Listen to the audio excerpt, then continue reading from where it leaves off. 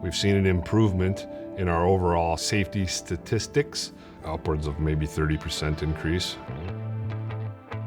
Hi, I'm John Somerville. I'm Fleet Safety Manager for Veit & Companies, Safety Manager for Veit Disposal, which is our roll-off division, and Safety Manager for Vonco, our landfills. So we're driving straight trucks, roll-off trucks, boom trucks, and managing all of those drivers and vehicles makes it very complex. I was looking for a unicorn, something to where it would be one system that I could do all of the stuff related to drivers, but not just a system. I wanted to change the safety culture with motive, and what I was looking for, I was always looking something that was based more on behavior-based safety. Initially, the amount of people that had cell phones in their hands while they're driving a truck, it absolutely floored me.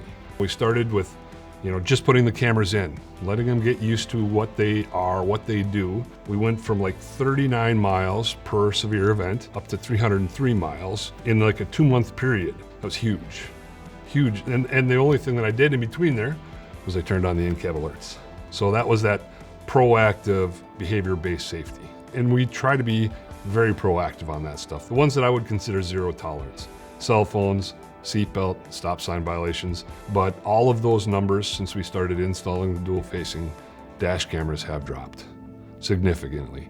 The rolling stops are down approximately 50%. With safety and compliance and vehicle inspections and all of it wrapped into one system, it makes it so much faster. So some of our compliance, if the regulation, I said, how much time does motive save you? And he said, it saves me 20 hours a month. But he said it's so accurate that he was able to do it, and he's able to pull that report, and he's done like that. The liability payout has decreased. And this year, knock on wood, there's wood around here somewhere, so far, 0 paid out for 2025. So I'm passionate about it because it was a decision that I made, and you guys have my back. It's awesome.